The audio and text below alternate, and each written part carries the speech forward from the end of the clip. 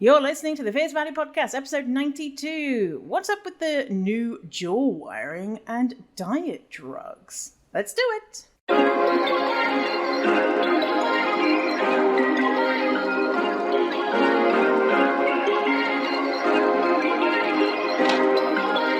Perfect. I'm Victoria Wellesby, TEDx speaker, best-selling author, and fat activist. I have transformed my life from hating my body with desperately low self-esteem to being a courageous and confident, fierce fatty who loves every inch of this jelly. Society teaches us living in a fat body is bad, but what if we spent less time, money, and energy on the pursuit of thinness and instead focused on the things that actually matter, like if pineapple on pizza should be outlawed, or if the mullet was the greatest haircut of the 20th century.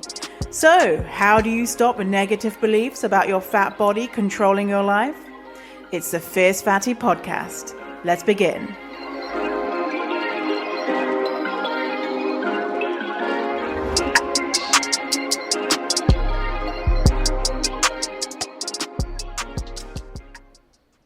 Hey, Fierce Fatty and friends, how are you? Hey, it's Victoria back from my 4 weeks of podcast break. Did you miss me? Well, you didn't because you still had episodes, but you probably missed me, didn't you? Oh my God. I have been, I've had my time off. I took 10 days off and I did,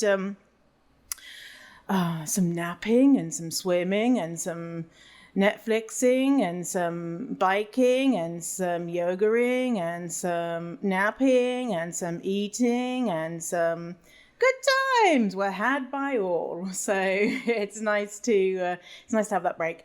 And actually, you know what?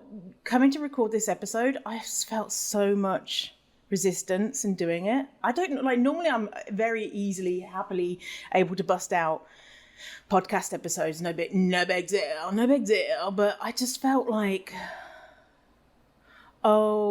you shouldn't record a podcast episode unless you've done like 20 hours of research. And I'm like, well, I've only done like 5 hours, so and yeah, all of these thoughts were coming up of, oh well, it has to be perfect, and I don't normally have those thoughts. And so I was like, what is this? And this morning, it's Friday. So normally I would record podcasts on like a Wednesday or a Thursday. And so I've got to Friday. And this morning I was like, okay, I'm going to record the episode first thing. And I was like, okay, well, first I need to watch some YouTube videos on just true crime shit.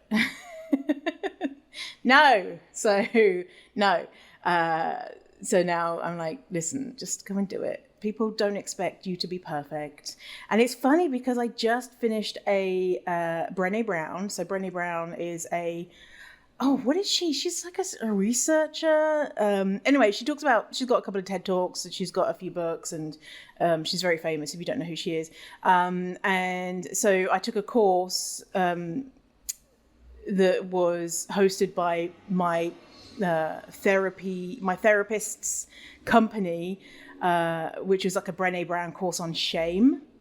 I was like, yes, give me some of that shame shit. I want to know more about shame. And so it's interesting. I literally just finished that last week, 8 weeks of that course of learning about shame and perfectionism. And I'm not normally one that suffers from perfectionism. Yeah, now I'm having these feelings about the podcast. It's so funny. As it's something I learned about perfectionism and shame and all that type of stuff. So perfectionism is the fear of what people are going to think about you. And so perfectionism is externally motivated versus if you just want to do a good job, you just want to have high standards. That's something that's internally motivated. And so if you're ever wondering, like, am I a perfectionist or am I just trying to do a good job?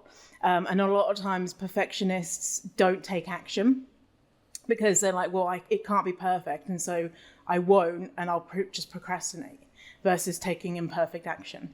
And shame, a big thing about shame is shame cannot cannot survive being brought into the light. And so whatever you're ashamed about, if you talk about it, then that feeling of shame will dissolve. And yeah, I can attest to that. The things that I felt the most shameful in my life when I've spoken about it, now I don't give a shit. Like before, I used to really be so ashamed about having saggy tits. And I'd be like, oh my God, I can't handle the idea of anyone knowing that I don't have tits that look like, I don't know, a page 3 model or whatever. And so I thought, I'm just going to start talking about my tits and saggy tits, and who fucking cares? Because most people have saggy tits.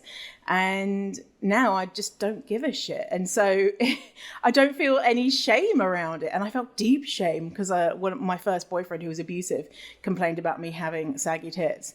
And I just held that shame like it was something that was my fault. And no, like, that's just a way to have a human body. Like, what the fuck? So, yeah, talk about your saggy tits or your fat belly or whatever it is. It can be not body related that you're feeling shameful about, and it'll probably dissolve that shame.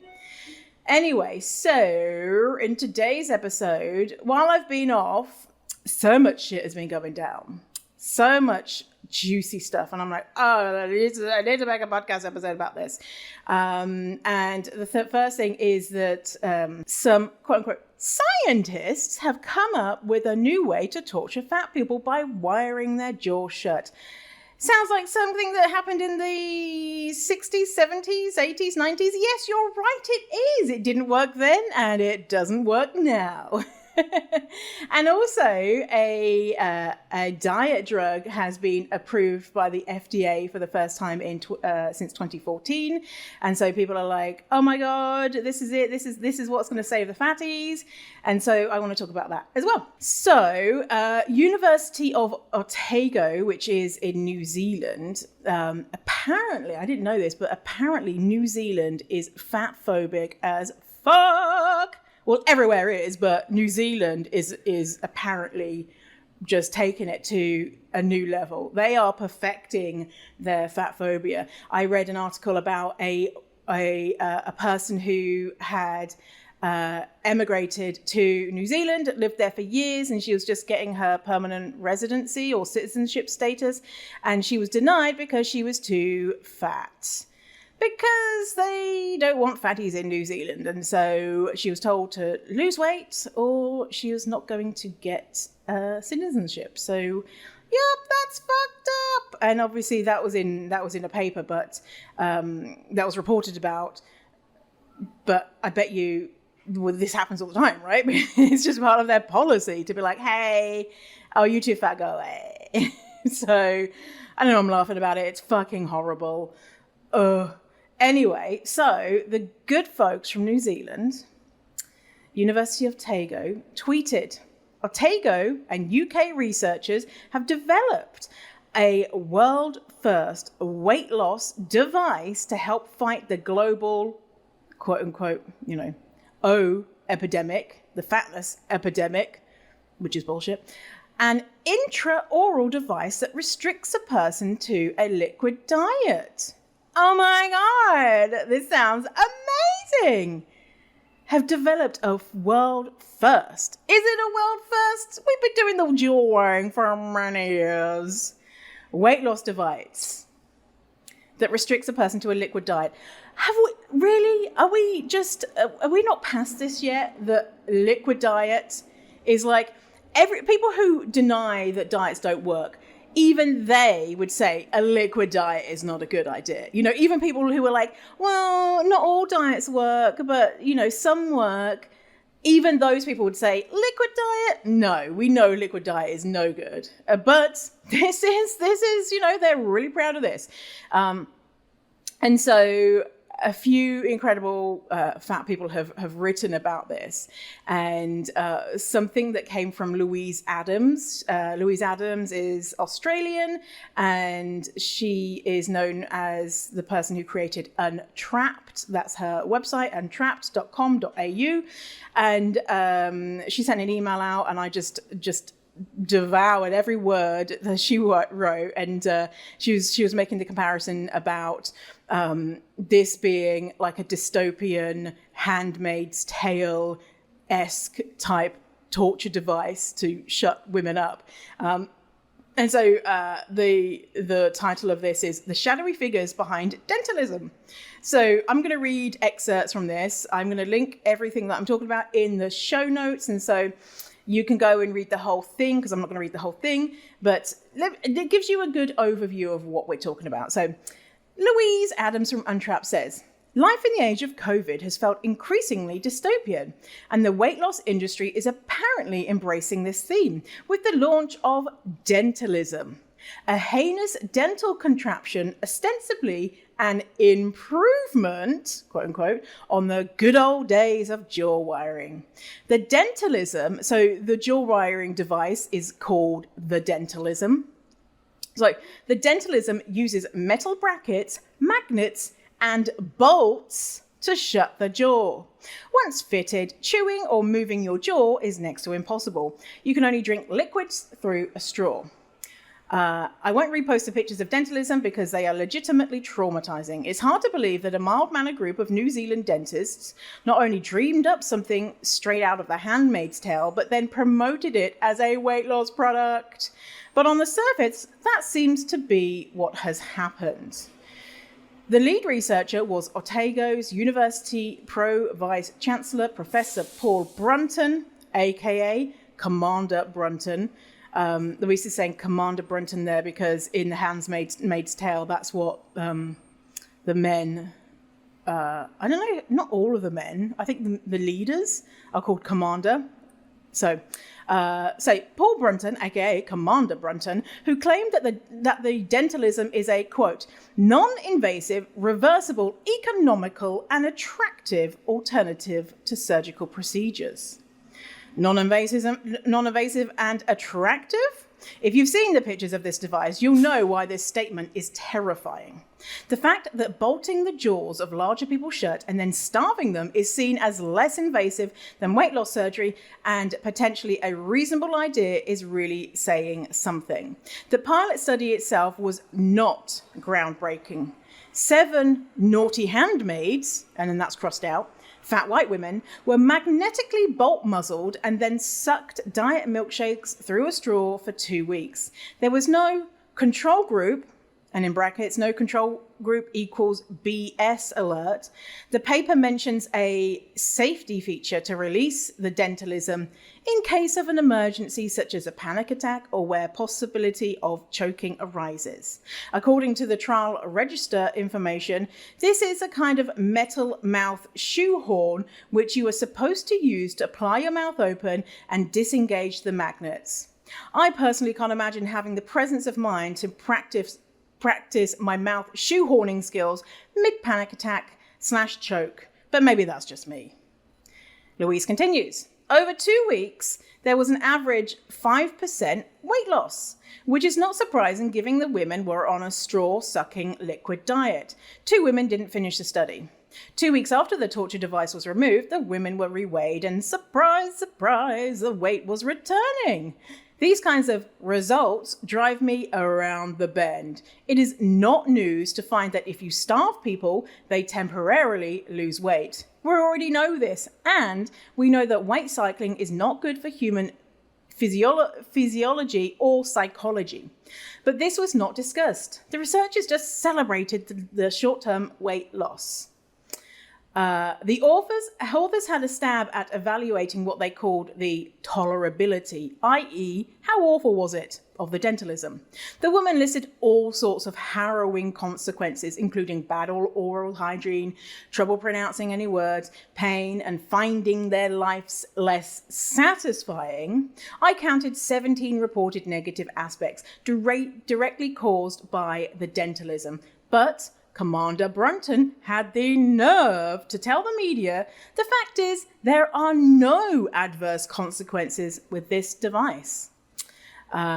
Continuing, The history of jaw wiring is quite literally the history of shutting women up. Interest sparked during the late 1970s, not longer after the Stepford Wives movie was released. A cluster of male commanders, that's crossed out, dentists, dallied with it, and there was a mercifully brief flurry of research articles published. I read most of them. Yes, I went down that rabbit hole. Across 5 studies totaling 214 jaw-wired humans, 210 of them were women. And then talking about the links to the studies there. These articles make for really alarming reading. The list of side effects is long, including severe hair loss, acute psychiatric decompensation. In several papers, there were descriptions of women resorting to wire cutters in a desperate bid to open their mouths. Mercifully, the trend did not last, as researchers realized that the dramatic weight loss was almost always followed by just as dramatic regain. And the experience was so downright unpleasant that even in the super sexist 1980s, it was all but abandoned. And then the rest of the post goes on to link the creators of this device as being those who conducted the study, which is something the ethics committee should have known or spotted before being given the green light to this study. So the issue here is that no conflicts of interest were stated in the paper. It's just fucked up. And something, so take a breath. I know this is traumatizing. This is fucked up. Yeah. It's not good. And so Hayes Student Doctor on Instagram, Jess from Hayes Student Doctor, I'm going to link in the show notes to their account, who is obviously a student doctor, has got in her saved stories about jaw locking, about this thing. And so she's gone through the paper and pointed out some glaring problems. So the first thing here is method. They've said they've done the study with seven, and remember 2 dropped out, so 5 people in a study. Oh my God, it's groundbreaking! It's groundbreaking, and the study was 2 weeks long. 2 weeks long. Anyway, and so the first thing that they say in the study is method: 7 healthy O-word participants, so 7 healthy fat people were recruited. And so Jess says, well, what will it be? Despite the author's assertions regarding the O epidemic, here we have the team recruiting and acknowledging the existence of healthy fat people. Time to name it. This isn't about health. This is weight discrimination under the guise of medical research. And so we've got healthy fat people, but, they're healthy and everything, but it turns out they're fat, so we need to do something about it. Jess says, let's start with this concluding sentence, because I don't know, am I reading the same paper? And so the paper, the conclusion, the participants tolerated the device for a 2-week period with satisfactory weight loss and were further motivated to continue their weight loss journey. So their conclusion, the conclusion of the paper was, everything's great, they lost weight, they loved it, they're going to continue losing weight, it's amazing. And then you look at the paper and the results and you're like, what? How are they drawing that conclusion from 5 people who had terrible adverse effects, whose life satisfaction was reduced, who then went on to, obviously, because this is what happens, put the weight back on after? And so what? Why? How is this good? And so theoretically, for people to not put back the weight on, they would need to have this jaw locking device on for the rest of their lives. But even then, and that is just, no, you can't wire someone's jaw shut forever.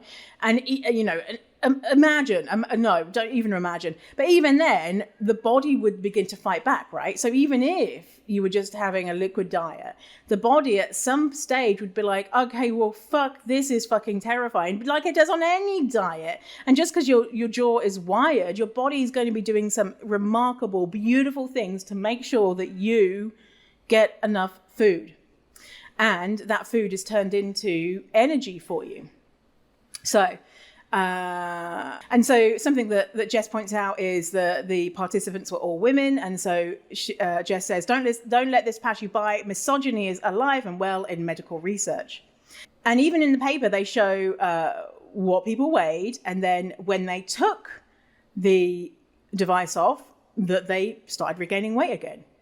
Surprise, fucking surprise. And that's only after 2 weeks. Imagine if they followed them for 2 months, 2 years. The chances are these people will weigh more, 2 out of 3 will weigh more than when they started, because that is what our bodies do. And then Jess says, someone has just pointed out that there's coffee groups with more participants than this trial. Legitimately. Like, imagine if you were just like, oh, I'm thinking about, making a new coffee for my coffee shop. Do you like coffee A or B? If you just asked 5 people, you would know that is not good enough data, right? It's obvious, but 5 people, and then it's a world-class, groundbreaking study. Really? Okay, so Jess goes on the summary and interpretation of results per the team who wrote the paper. That the participants had trouble pronouncing some words and felt tense and embarrassed. Only occasionally. The participants hardly ever reported a change in taste sensation or felt uncomfortable drinking. However, participants indicated that they occasionally had discomfort and felt their life in general was less satisfying. Participants were happy with the outcome and were motivated to lose more weight. And Jess says, motivated to move away from weight stigma and towards the thin ideal to avoid abuse like this? Yeah, exactly.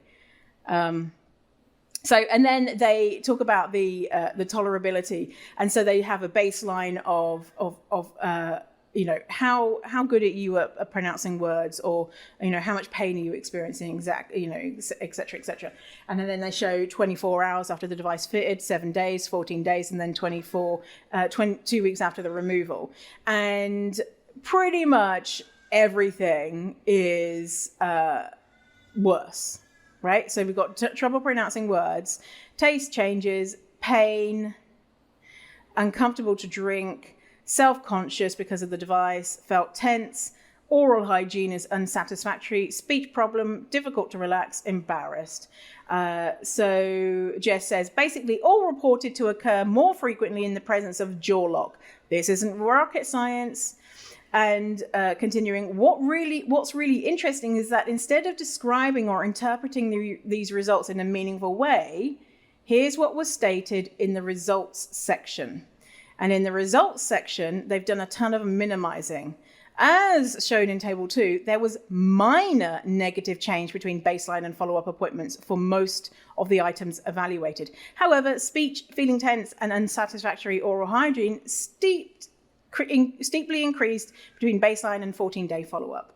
And then it says pain objectively reported to occur more frequently, but pain more objectively reported to occur more frequently, but and that's what Jess is saying, like, well, whatever, fat people. Jess says, so far we've had minimizing negative findings, deflecting perceived failure to participant behavior or adherence. Feels a bit like the principal investigator wants to blame the participants. And the research assistant say the results aren't favorable. And other things that came up as problems is being irritable, difficulty doing your job, and that was a big one. Life in general less satisfying and totally unable to function. They all increased. Obviously. And then there's another bit here. Jess says, this is telling. This is academic speak for I hate fat people. And so the paper says, one patient admitted to, quote unquote, cheating, consuming melted chocolate and fizzy drinks. This was not surprising, as studies have shown that O-word patients, fat patients, usually have an addictive personality and an impulsivity for sugary foods and suffer from binge eating disorders.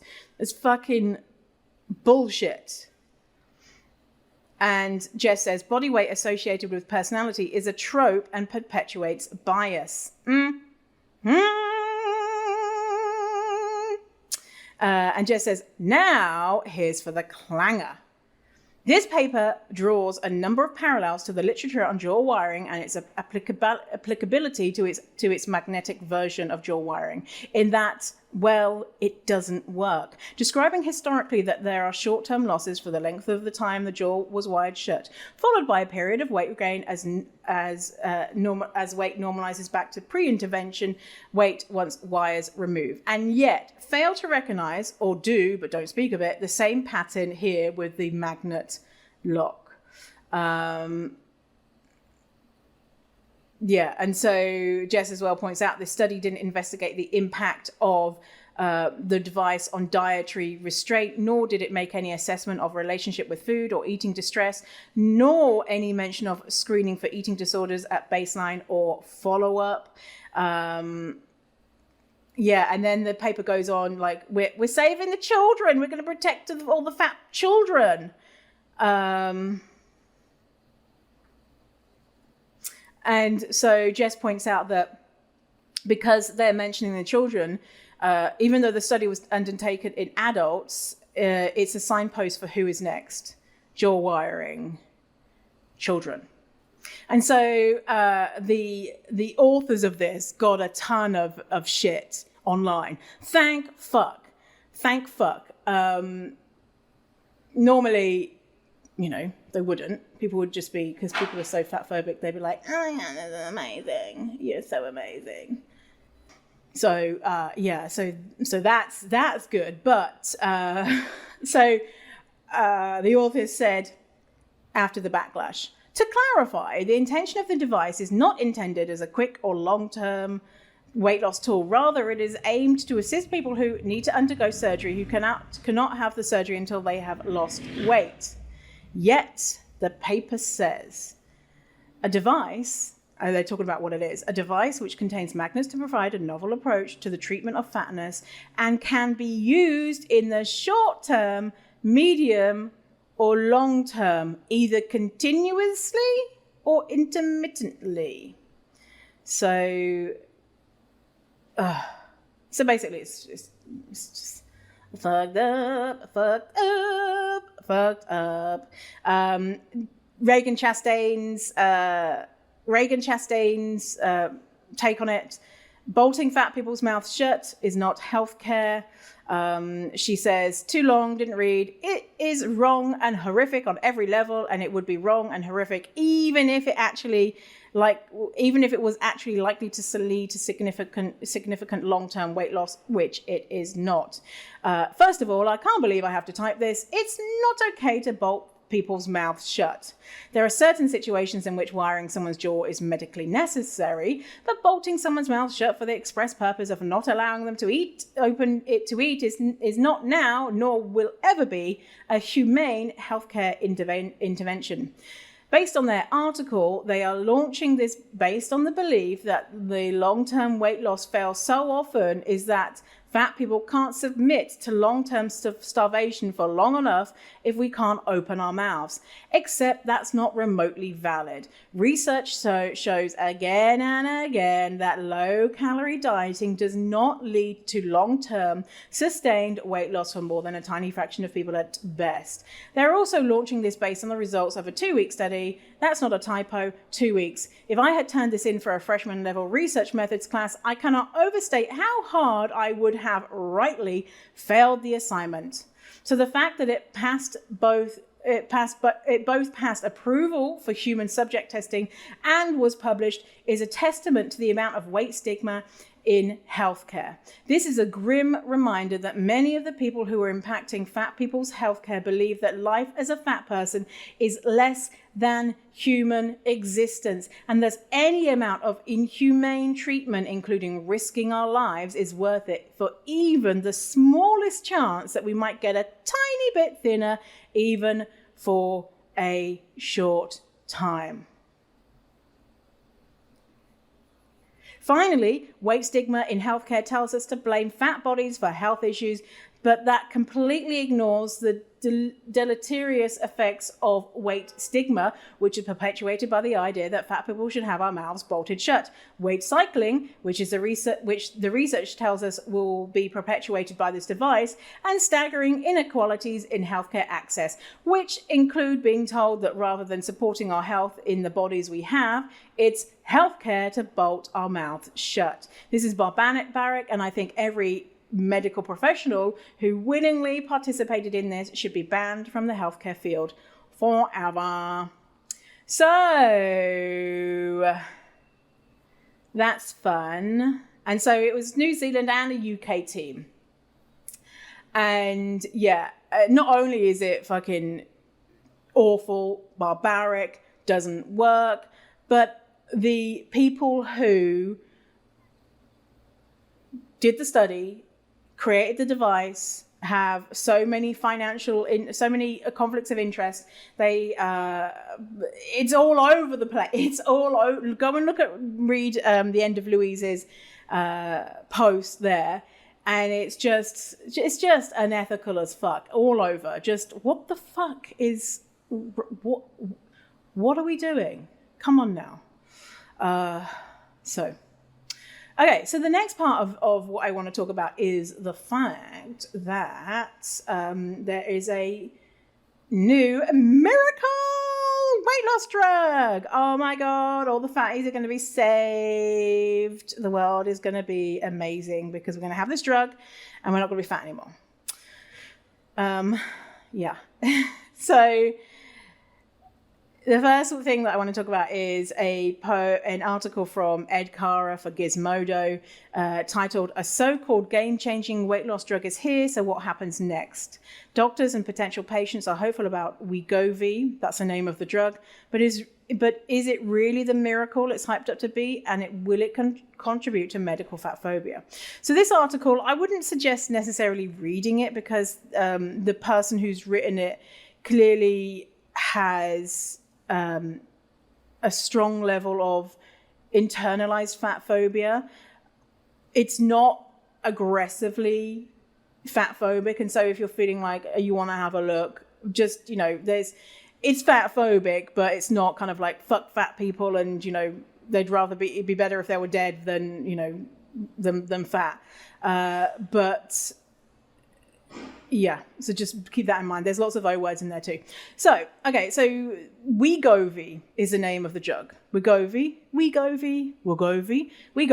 So it's a first weight loss drug that's been approved by the FDA, the Federal Drug Administration in the US, since 2014, and it costs $1,300 per prescription.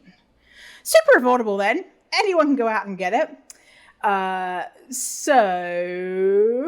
going to pick a few things here about the history of diet drugs here. So Ed Cara for Gizmodo says, "There's also precedent for this issue showing up with weight loss drugs." When he says this issue, the issue that there's little research, there's little long-term research. The drug is approved. After a while of fat people taking the drug, turns out it kills us. And so they're like, oh, whoopsie. And then it's taken off the shelves. Okay, so just last year, the FDA successfully requested that Japanese pharmaceutical Eisai pull its appetite suppressant drug Belvic from the US after post-market safety data suggested that those on it were more likely to develop cancer. Past treatments like fen-phen and the 2,4-DNP were pulled from the market for their dangerous, sometimes fatal side effects. DNP, in particular, could cause heat stroke by raising a person's core body temperature too high. Okay, so continuing. So basically, this is what happens historically with these new miracle weight loss drugs that have been approved. That people start taking them, and then it's like, oh, oopsie, you're dead. Well, at least you died a little bit and you're a little bit thinner. Okay, so continuing. In late June, Mercedes, so I'm going to be talking about Mercedes, I'm going to be talking about Marquise Mercedes, also known as Mikey Mercedes, who wrote a piece about this for her Patreon, which is now public. But anyway, this guy interviewed Mikey for this. So in late June, Mercedes wrote a detailed criticism of Wegovy's approval and the praise surrounding it. Among other things, she noted that the trials used for approval were funded by Novo Nordisk. Novo Nordisk are the manufacturers. Novo Nordisk, the creators, and that of many of the top researchers behind these studies or promoting the success of Wegovy had gotten research funding or outside payments from Novo Nordisk in the past. Industry-funded research is an all too common practice, and these studies tend to provide rosier results than non-industry research. Mercedes also pointed out that the company once settled a lawsuit from the federal government and was forced to cough up $60 million over its attempts to downplay the possible risks of thyroid cancer from another of its drugs. It's anti-diabetic drugs. So this drug was it's a part of a diabetes drug, and what's in the diabetes drug, they have in this new drug Wegovy, it's that same drug but at a way higher concentration. So they've downplayed the possible risks from another anti-diabetic drug, Victoza, that's the name of the drug, in its marketing to doctors. At the same time, FDA has endorsed Victoza for added benefits in reducing the risk of heart disease and stroke in type 2 diabetes patients. Aside from these arguments, the underlying premise of weight loss treatment that Mercedes and others in the fat acceptance and body positivity movements criticize, that is something that absolutely has to be treated, maybe on shakier ground than most think. And so they're saying here, like, why are we treating fatness? So, continuing, quote, this is a quote from Mikey. There's this assumption that runs so deep that if you are fat, it's going to be bad for your health. End of story. Like, it's not even questioned. Oh, actually, this is Harriet Brown. Harriet Brown, an author and journalist who has written about the science of weight loss, told Gizmodo. In the past, she's argued that diets and other true and tried methods of weight loss are both ineffective and counterproductive to helping people stay healthy. But it at least brings up the possibility that being fat, the O words, in of itself isn't the death sentence it's commonly portrayed to be. Some researchers have even called for BMI to be abandoned as a primary screening tool for health. And if that's the case, then maybe Wegovy isn't the answer to our prayers, not because it doesn't work as intended, but because it's trying to solve a perceived crisis of fatness that might not be as dire. It might not be dire as many think it is. And then here's another quote from Harriet Brown. My question would be, does it actually make people healthier? And I don't think we have the answer to that. So that's a really good point from Harriet, is that it's treating something that, it's like, are we taking this drug for aesthetic reasons? Or are we taking these drugs to be healthy? Because they're two completely separate things. And I mean, with the history of what diet drugs have done, is they have caused a lot of harm to people, have killed people, etc.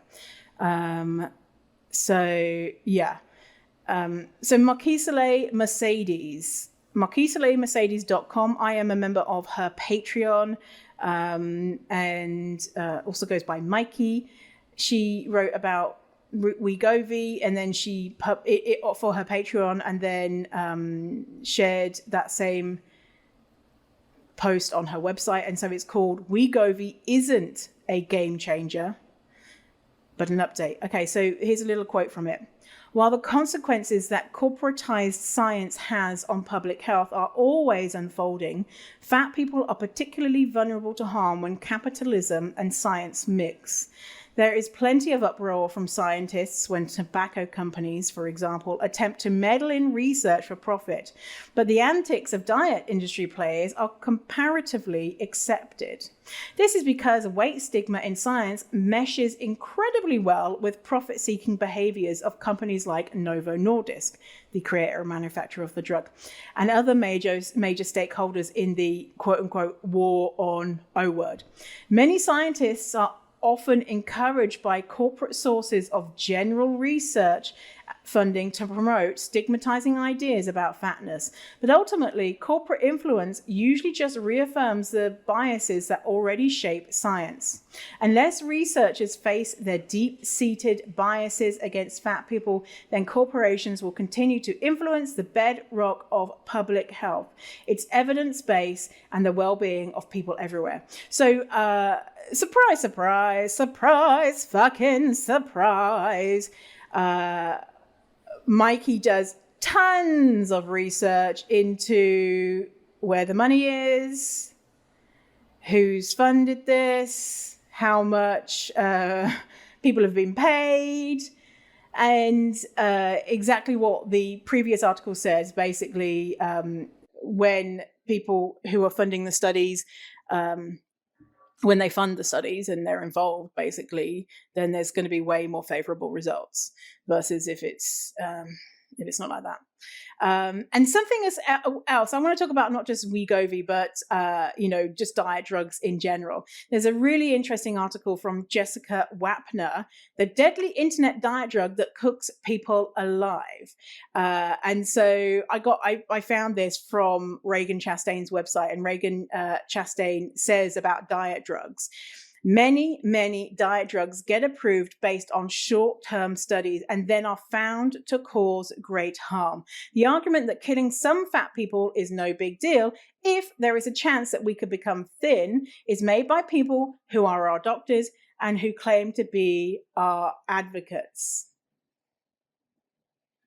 Let's say you're a doctor who learns that in World War I, munitions workers who were exposed to 2,4-dinitrophenol, also known as DMP, began sweating profusely, experienced stomach pain, weakness, diarrhea, yellow skin, weight loss, fevers at over 104 degrees Fahrenheit, confusion, agitation, unconsciousness, and then death. In a normal world, the response would be, wow, let's keep people the hell away from DMP.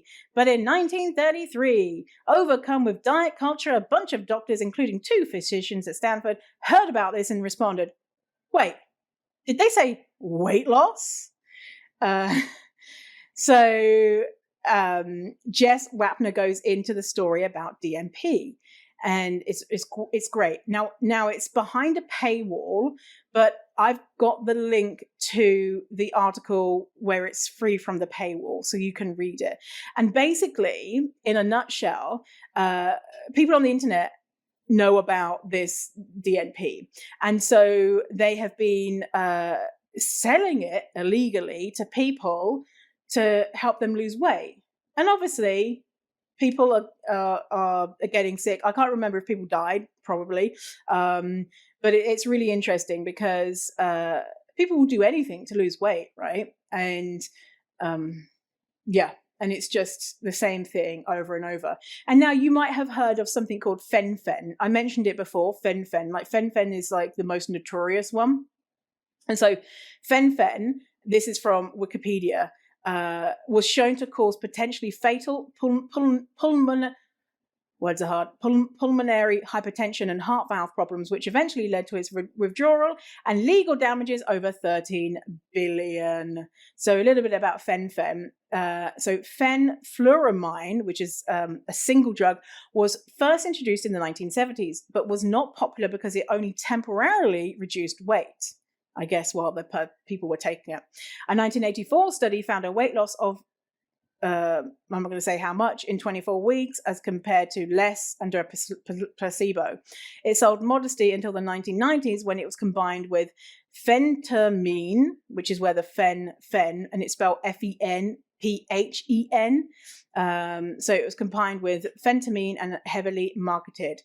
A similar drug had caused severe lung damage and provided reason to worry that similar drugs could increase the risk of a rare but often fatal lung disease, pulmonary hypertension.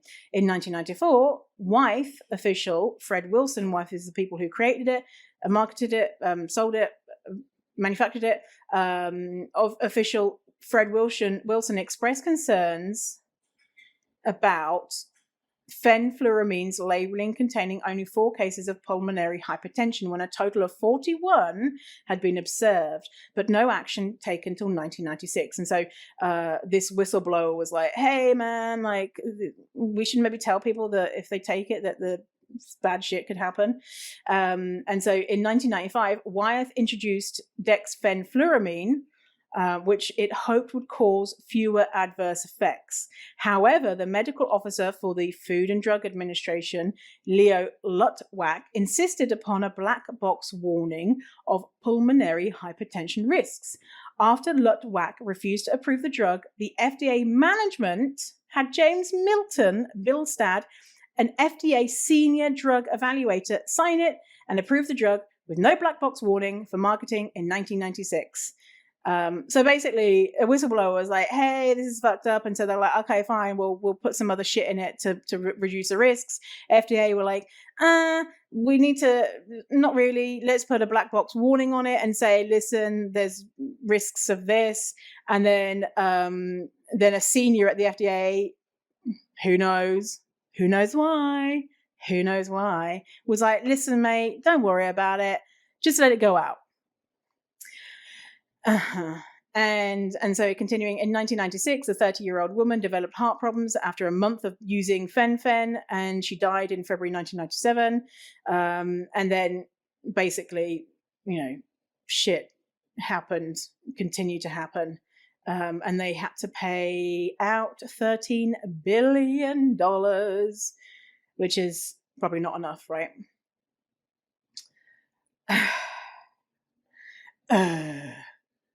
Obviously, because people are dying, it's not enough, right? It's not enough. It's not enough. It's not enough. Just stop fucking trying to make fat people thin. Why not look at fat people like people whose health is independent of their weight? Wild, I know. Instead of just being like, and killing us, and just killing us. And I can imagine if someone said to me, when I was deep in fatphobia, if someone said to me, listen, there's risks to this drug, but, it helps you lose weight. In fact, actually, that did happen. I remember when some guy, when I was getting out of diet culture, but I was still in it, a guy that I worked opposite, he had these vials of, I don't know what it was. I think it might have been steroids, but he was like, here, listen, take this drugs and then it will make you thinner. The summer's coming up and you probably want to look really good. And I was like, and then I was like, no. But I could see easily how people are like, well, I'll just take it for a little bit. And then have these consequences. I'll just take it because, I have an event coming up and, I want to be really thin. And people die, right? And obviously not everyone dies who takes it, but takes diet drugs, but to what end, right? So with the Wegovy, $1,300 a prescription, when you stop taking the drug, it stops working, right? So theoretically, you would have to take this drug for the rest of your life. And for some people, like if when I was in diet culture and I had to take a drug for the rest of my life to be thin, I would have like, eaten shit to have been thin. So that wouldn't have bothered me. But, and then $1,300 a prescription, I don't know how long a prescription lasts, probably 30 days. And so, and at this point, insurance companies in the US aren't paying for it because it's a new drug. And then we don't, like Reagan Chastain points out, we don't know the long-term effects. It's like the FDA is like, well, fuck, something that is making fat people less fat. Fuck yeah. No long-term studies. Whatever. And sometimes, that needs to happen, right? Like, for example, the COVID vaccine. We can't have long-term studies. The risk of waiting for long-term studies outweighs the risk of what could be a potential side effect. And, there's lots of research about drugs like that, suggesting that side effects usually are pretty minimal, right? But then with diet drugs, history has shown that turns out that often they have to be pulled because they don't work and people get sick. It's like, imagine if the COVID vaccine, and it's like, well, every time we've made a vaccine like this, loads of people have died, loads of people have got cancer, loads of people have had heart attacks. Some people don't, and it's fine. You'd be like, oh, I'm not so sure now. Whereas like with the COVID vaccine, it's like vaccines of that ilk have shown to be historically fine. Obviously not everyone, some people will die just because, that's the way, the risk of this, but it's pretty small. But with these diet companies and diet drugs, that risk is a lot bigger. So time and time again, we see healthcare providers trying to come up with ways to shrink fat people. So one, we have this new jaw wiring magnetic device that looks like a medieval torture device, which forces participants to not move their jaw and only have a liquid diet, causing a plethora of unwanted side effects, and also means that when the device comes off, the weight comes back on, because that's what happens, just like it would with any diet. And even the most ardent diet supporters would say a liquid diet isn't the best way to go about losing weight. There is no diet that effectively helps people lose weight long term. But even people who don't believe that would say liquid diets aren't great. And that's what this jaw wiring thing does, is it forces people to have a liquid diet.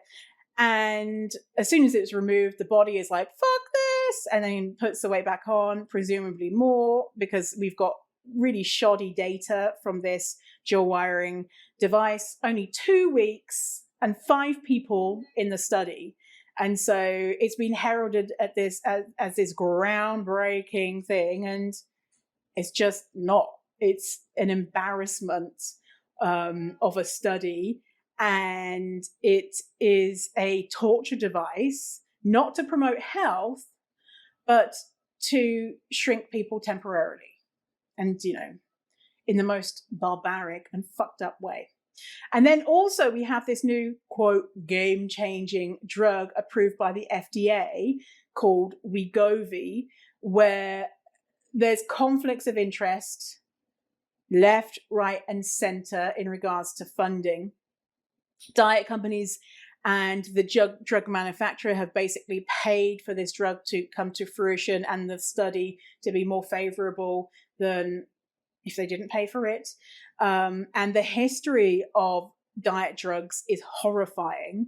They are approved on short-term studies, and then long-term, generally speaking, it turns out that they have these awful side effects and adverse effects, including death.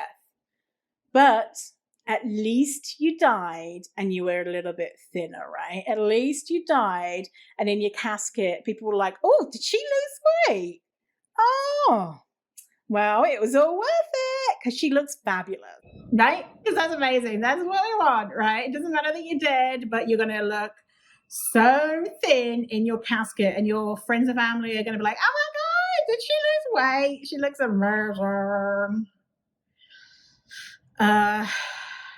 Also, this drug is $1,300 a prescription, and it is something that you will need to take for the rest of your life, an injection you'll need to take for the rest of your life, because if you stop, guess what?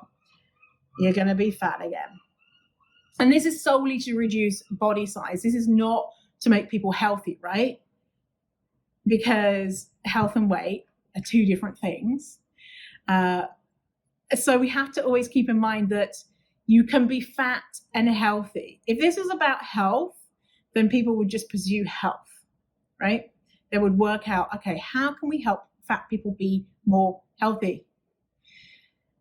And they would realize that adverse health conditions associated, a big word there, associated with being fat, have been heavily linked to weight stigma, aka fatphobia, and weight cycling, aka yo-yo dieting, which is dieting, basically. Dieting, and then you put weight back on because that's what our bodies do, our magnificent bodies, and then you berate yourself until you go on another diet, weight goes back on. Those two things have been heavily linked to adverse health conditions that people in bigger bodies can tend to experience. Another thing is, being thin doesn't mean that you are healthy. And so even if someone was to wear this jaw wiring device for the rest of their life and their body didn't rebel and make them not, and their body didn't rebel and put the weight back on anyway, it doesn't mean that they would be healthy. Think about it. If you have a liquid diet, do you think that that is health promoting? Do you think walking around life without being able to open your jaw is health promoting? And the stigma around that and the shame around that person might be feeling. And finally, using torture devices and drugs with unknown side effects is not health promoting. And history has shown us that they don't make fat people thin anyway. Oh, and even if they did, even if this jaw wiring thing, and even if this new wonder drug, quote, wonder drug, made people thinner, it's still not necessarily health promoting. It's still all kinds of fucked up. And if these researchers and scientists really did want to help fat people, then they would do things like continue researching in how we can support people with different body sizes with their health. I also want to say that I get it. I get the overwhelming fat phobia that we experience in the world, and depending on your body size, experiencing more, and also depending on if you have other marginalized identities, how difficult it is to move through the world with those identities as well as being a fat person. And so if you decide that having the jaw wiring is the best option for you to try and reduce that weight stigma temporarily, then I understand. And if you choose to find that drug to see if that works for you, then I get it. Like, living in this fatphobic society is fucked up. It's awful. It's difficult. And whatever people do to try and alleviate that, then I understand. Now, I personally wouldn't do it because of everything that I've just spoken about, that, we don't know if this diet drug is going to make people thin long term. We don't know the long-term side effects. And with the jaw wiring, we know it's just like any other diet. As soon as that jaw wiring device comes off, it's going to mean that you will put weight back on. So unless you want to have a jaw wired for the rest of your life, and even then it probably won't make you thin because your body will rebel. And if you want to take this injection drug the rest of your life, it's probably not going to work to make people healthier because, none of that stuff sounds health promoting to me, in my eyes anyway. So, but I get it, right? This fatphobic world is fucked up. And so, I just want to point that out, that people who do decide to do this, do any of those things, any diet, it doesn't mean those people are bad, are stupid, are, awful people. It just means that they are in pain and they are trying to find a way to alleviate that pain. So I get it. So, it doesn't mean that these things aren't any less fucked up, though. Just an FYI.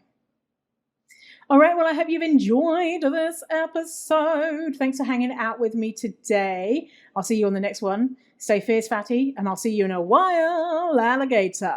Goodbye.